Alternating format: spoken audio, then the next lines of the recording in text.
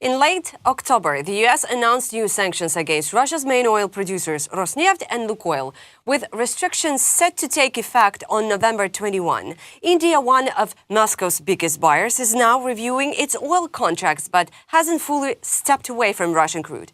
Meanwhile, OPEC Plus has paused its production growth under pressure from Russia, and the Kremlin insists its economy remains stable. Several forecasts also point a potential oil glut in 2026, a rare window that could magnify the effect of these measures. How deep is the real hit to Russia's energy sector, and what could follow next? We'll discuss it with Dr. Thomas O'Donnell, an American energy and geopolitics strategist based in Berlin. Mr. O'Donnell, it's a pleasure to have you here online in our studio. Thank you. It's always a pleasure to be able to talk to people in Ukraine. Let's start with the most recent shift. India seems to be reviewing its contracts for Russian oil after new U.S. sanctions on Rosneft and Lukoil, yet imports reportedly even rose in October. How do you read this? Is India truly backing away from Russian oil or just adjusting the optics? Well, as I think I told you last time about the drone campaign, it was a little bit early to tell. Yes. These things take a while to play out. The American side has insisted, not just Trump, but also a number of people in the cabinet have said that they will be quite stern about this. They will really enforce these sanctions. And it's not just against India. Mr. Orban is going to Washington to beg for an exemption. And the U.S. NATO ambassador said, you know, we're going to enforce these. You got a pipeline coming from the Adriatic. You can use that instead. Another cabinet member said, hey, we'll build a pipeline to Hungary and give you non-Russian oil. So if that's the attitude they're taking towards people who, you know, they're some in the administration are ideologically close to, the way Trump has treated India and Modi so far, I'd say there's a good chance they're going to enforce it. I could tell you a story about India where I think what happened is Trump wanted to start this campaign against India for various reasons. Nobody believed he'd put the 25% tariffs, but then he did it. Then they said, oh, he won't enforce it. And now here's the thing, Modi was put on the spot. Modi obviously didn't want to openly order the country not to do this. He wanted to show he's independent. He went to see Xi Jinping and Putin. But Trump talked to him, and I think what Trump did, Modi, I think, was willing to go along because this is a real burden on the country, 25% tariffs, everything they export to the United States. So what Trump did is he put very harsh sanctions on Rosneft and Lukoil, who send most of the oil to India. So this meant that Modi didn't have to order companies in his country to stop. This would be exogenous. It would come from outside. And I think there's a bit of a deal between them that he's going to go along with this. Now, we'll see. It has to be enforced through secondary sanctions. There'll be people who try to get around it. And it's all about how much the Americans will pursue this and others. The British also have the same sanctions. So it's how much they pursue it. But I can explain this later. I think this is a very serious campaign. Okay. So India is not that independent from the United States as they thought. Well, it would be painful to be as independent as they pretend they are. Yes. You can put it that way. India is a country that geostrategically isn't really close to anybody. I mean, they like to be on their own, and they have problems with Pakistan. Everybody knows about. They historically have big problems with China, but they sort of play the game with everybody, and so they need to export. And they export a lot to the United States, including computer services, IT services of various kinds. And they send people to work at their companies in the United States. The United States just put $100,000 on every one of those visas they need to go there. So they were being really constrained. And in a way, these sanctions are a way for Modi to back down without having to say anything, admitting that he's going to allow the companies to back down. They'll get in a lot of trouble if secondary sanctions are enforced and they keep buying Rosneft or Lukoil products. Yes, and also with Russia pushing for a production pause through OPEC Plus and facing reduced oil revenues, how long can its war economy actually sustain current military spending? Because considering the fact, do you remember that Putin said to its propagandists that imposed sanctions from the United States will not put Russian economy on its knees? So what is your take on that? Well, it might be that you don't literally, I mean, he's saying the sanctions won't put us on our knees. That might very well be true, but, they're going to, they might be a serious hit that makes them think twice. I think what's going on here, if we step back a little bit, Trump had this policy. He was very committed to this idea that he knows how to make a deal. And he spent quite a bit of time trying to cajole Putin, to entice him with big economic deals, and with the idea that, look, there'll be territorial concessions in Ukraine also. I mean, and he really tried, and Putin gave him nothing. Putin and Lavrov gave him nothing. And so the reason he kept that up, I think, is he would like the war to end in such a way that Russia is pulled more towards the West by investments or whatever, and away from China, because he's worried about China. But anyway, that's water under the bridge. It wasn't working. And so he turned to this other policy, which I think was being prepared for a long time in the administration. And that was a policy, I call it coercion first.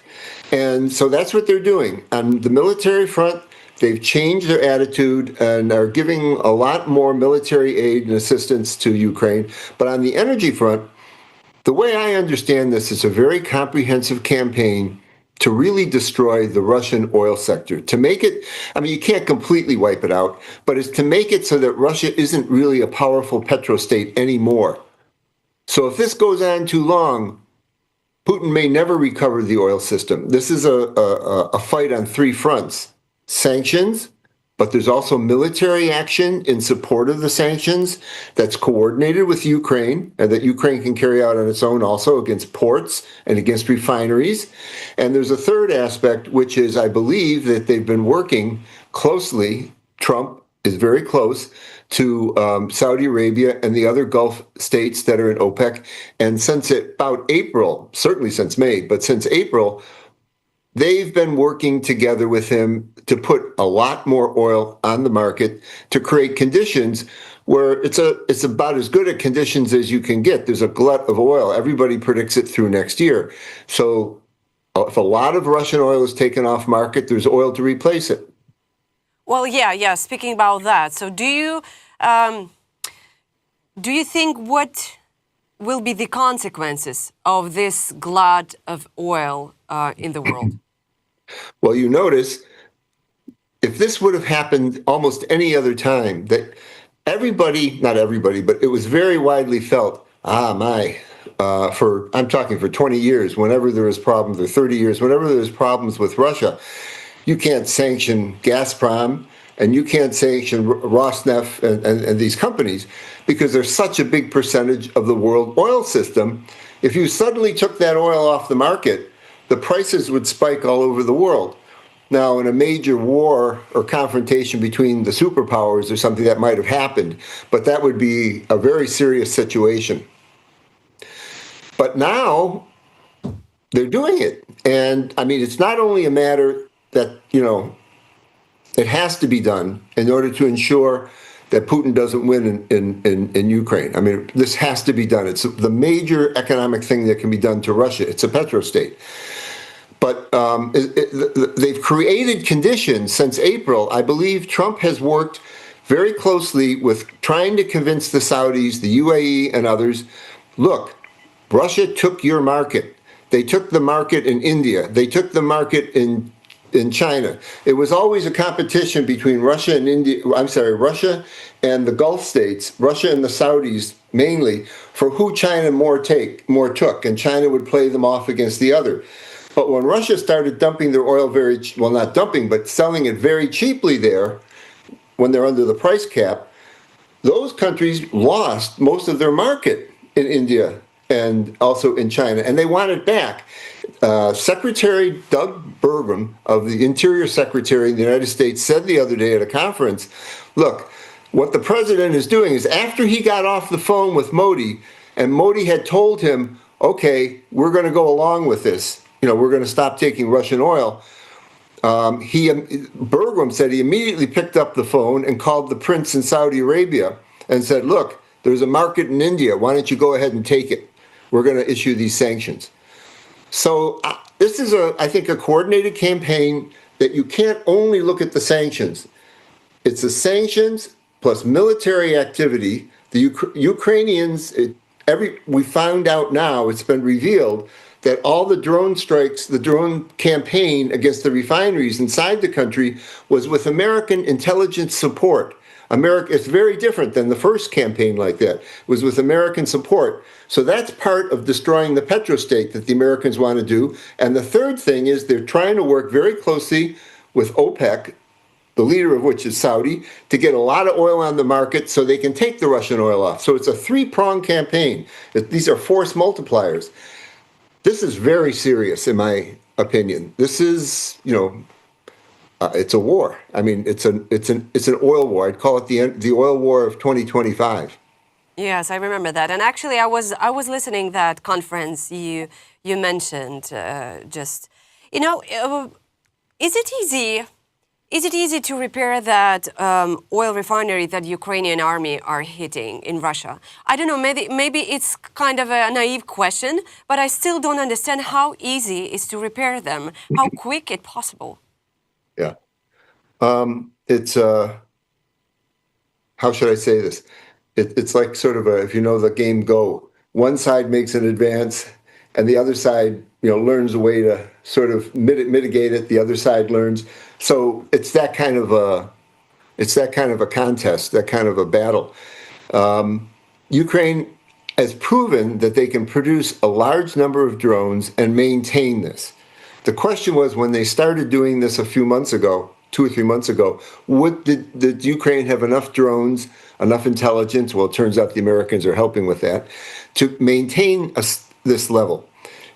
They are maintaining it. They may even have been escalating it. So to answer your question more directly, normally, see, a drone is not normally a very big bomb, right? It probably isn't going to sink a big oil ship. It might set it on fire somehow from the top. But so what they can do is there's one very vulnerable part of refineries. It's this stack. It's the where the cracking takes place, and it's very hot, and the oil is essentially being vaporized and separated into lighter and lighter elements, and the lighter and lighter parts, like gasoline or something at the top, and at the bottom, fuel oil and diesel in between, are being taken out, roughly speaking. Something that hot, if you hit that stack, it's metal, you hit it and you break it, the oxygen gets in there, boom, the thing goes up. So that's a very vulnerable part that Ukraine has gotten very good at hitting. On the other hand, the Russians start putting, drone nets around them. They start moving more, more anti-aircraft, and it's a back and forth.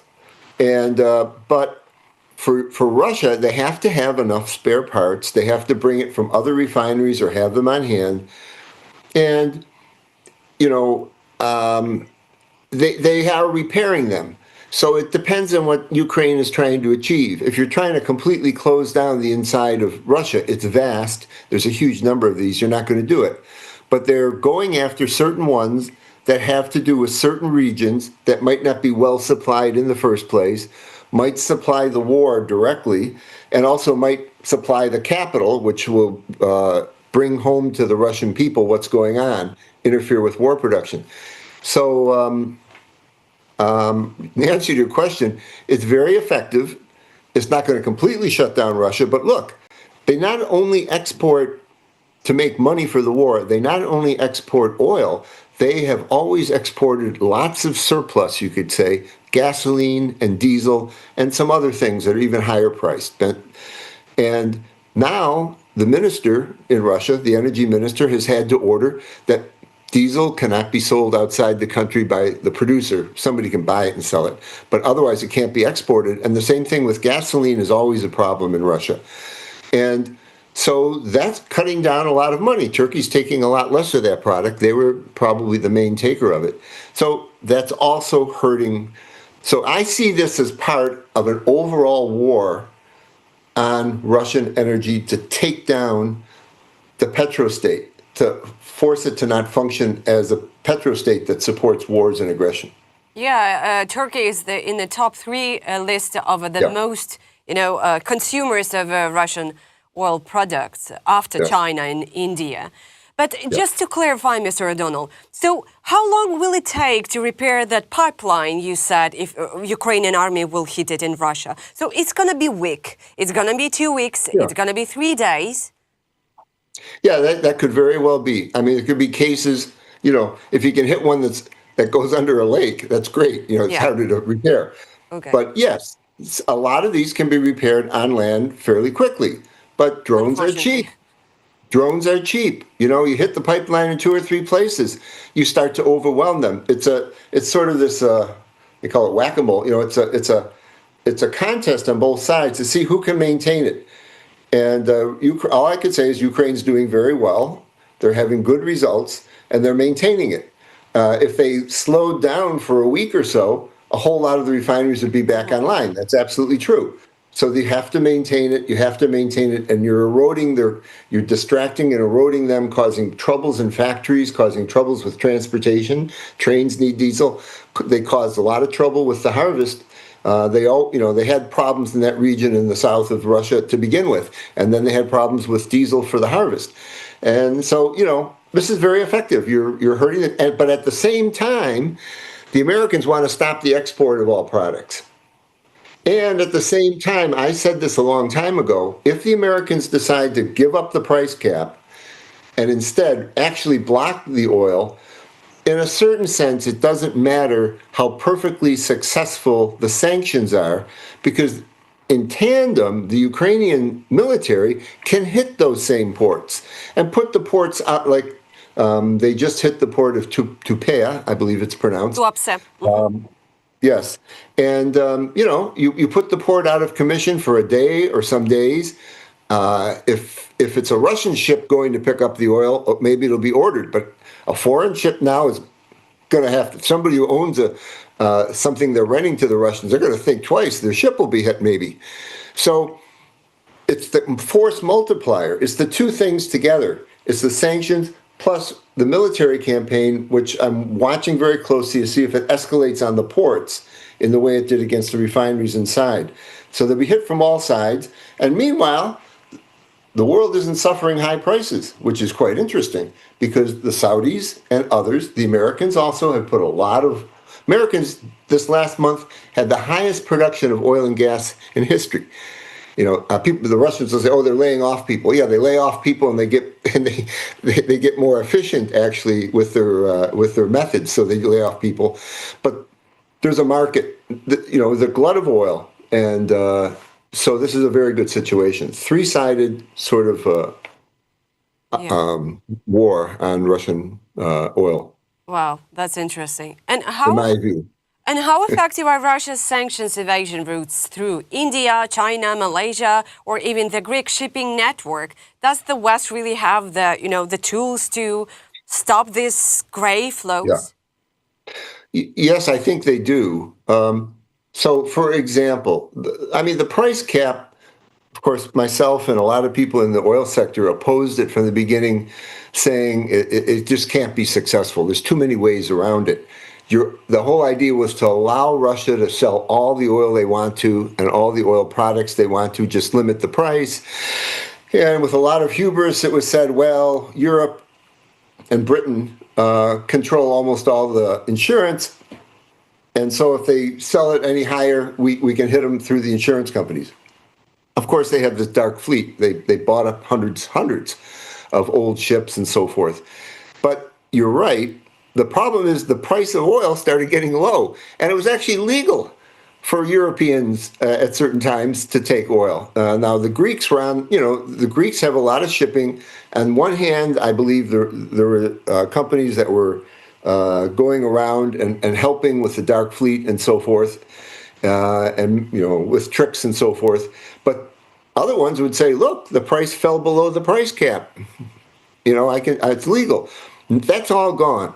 What I read the day after the sanctions were imposed is that Greek shipping companies, I'm not sure if all of them, announced we're not touching this anymore. Now, we have to make sure that's not temporary. And there, as I said before, that's up to the Trump administration principally, but also it's up to the Brits, who also put similar sanctions, that you just can't touch this oil at all. And if you do, you can't touch dollars. You can't touch a bank that has dollars. You can't make payments and so forth. It's very severe, and that's secondary sanctions.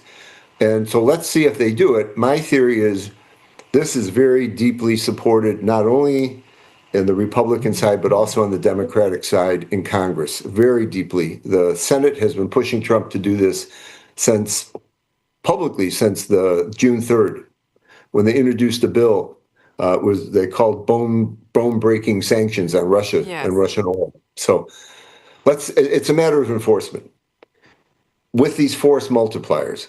So people who say no matter how you enforce it, you can't get it all, that's true. There might be ways around it. But if at the same time the Ukrainian military is hitting the ports and closing them down, or hitting pipelines that supply the ports, the two together might do pretty well. And there might not be so much opposition globally for high prices because of the extra oil on the market. So it has everything needed for success if it's just pushed forward. And so far, I believe they're going to do it.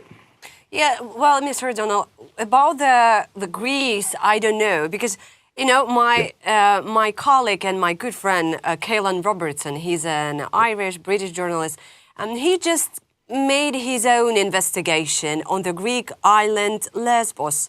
And it's very interesting what he saw there, how actually bribed lots of ship companies. And that's a huge corruption behind that. And nobody in Athens wants to talk about that. That, under the closed doors, nobody wants to raise that question. Everybody's talking very quietly about that. It's like Greece is not the part of the European Union.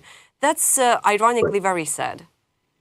Well, I have to say, unfortunately, there's many countries in Europe that would like to shut all this down. They would like to shut down the oil that Orban is taking, that Slovakia is taking, that Mr. Fico wants, and so forth. Just shut it all down. And they don't necessarily, have the tools. The other thing is they have Hungary, Slovakia, and probably the Greeks voting to make it difficult in the European Union, voting in a way to make it difficult because they need unanimity for almost everything.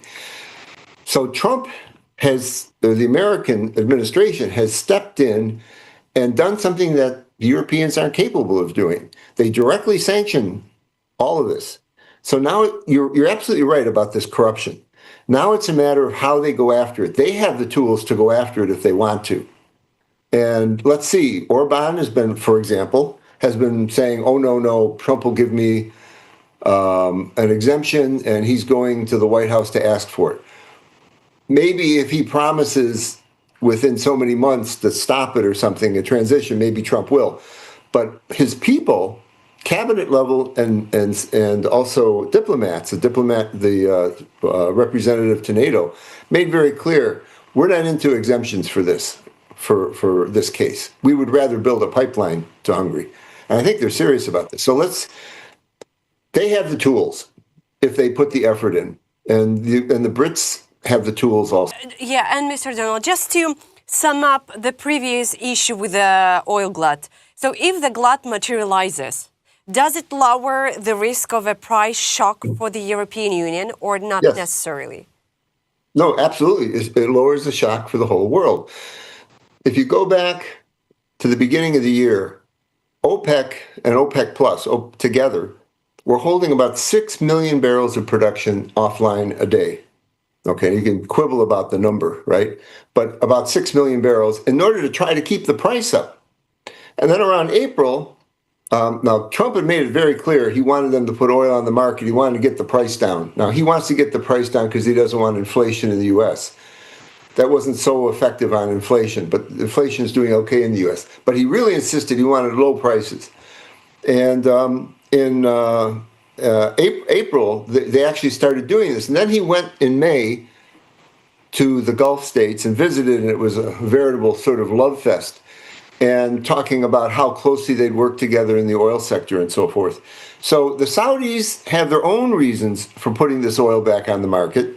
You know, they didn't want other countries, American shale, Latin American countries who aren't in OPEC Plus, and others to take that market share. So they said they'd put it on the market. But it was just driving prices down, keeping them, or driving them down.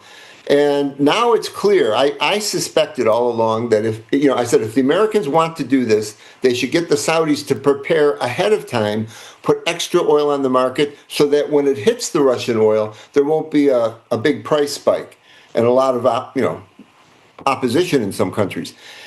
That has happened, and now we're hearing, I could show you some quotes if you like, from officials that they suspect that's what happened, and others saying, I saw it happen. I saw the discussion take place. So, I don't know if it answers your question, but the glut has been furthered by OPEC Plus putting that oil almost totally back on the market. It's also furthered by the fact that industrial production, consumption in many countries, Europe, China, hasn't come back like that people thought it would after Corona. So it's kind of a good situation for taking Russia offline. Let me say, Russia exports by sea, we're talking about by sea, we could talk about pipelines separately, but 3.7, 3.8 million barrels a day the last couple months. I just said OPEC Plus had 6 million barrels to put online. Somebody wants to quibble, they only really have 5. Fine, 4.5, fine. That's just OPEC Plus. What can American shale do if they see there's a market? They'll put all these people back to work. And there's other countries too. It's possible Venezuela will come back online. So we don't need that Russian oil. It can be completely shut off. Yeah. So, okay, Mr. O'Donnell, final. Can ordinary people around the world, by how they buy or consume energy, actually influence this big geopolitical oil war, or is it all decided by governments? Well, unfortunately, overwhelmingly, it's decided by governments, and the governments mainly are giving orders to companies or facilitating them and so forth. So it takes place there. So if you have a Rosneft station down the street, it's better you don't go to it. Okay, that would be good if people boycotted the products. But mainly, this would take place politically, and I can speak for the United States, and I was just writing yesterday, Europeans should understand this is not just Trump. Of course, it's mainly Trump makes these decisions, but it's not just Trump. 83 senators introduced a bill for 500% tariffs on anybody who takes Russian oil. And it's even more than Trump dreamt of. And they call it bone-breaking sanctions. And, they want this to be enacted in law, which would mean that Trump couldn't back down even if he wanted to.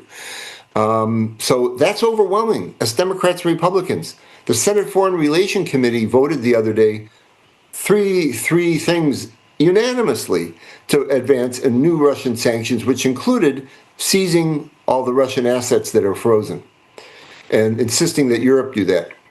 Now, my experience is so the elites on this, they're unified. I would say, overwhelmingly, New York, Houston, Washington, that Trump should do this and it's about time. And I would say the attitude amongst the people, you could argue that Trump was naive talking to Putin, or you could say he was brilliant. He showed all the American people that what Putin really is. No matter what I offer him, he won't stop. So I got to do this now. And that's the attitude of the people that more and more Americans I talk to, that's it. This guy's got to be taken down. They use this oil money, that they get so easily. They use this to cause aggression and trouble in many other places of the world, including with China. So that's how you can affect things, is by affecting your government, by talking to your representatives and making pressure, I think. Well, yeah, it's true. In the United States, I know the procedure, how it's happening there. So at least there is definitely possible. Yeah. Mr. O'Donnell, it was such a pleasure to speak to you, to listen to your answers, and thank you so much for dedicating your time to our TV station. Thank you very much. Slava Ukraini. Героям слава!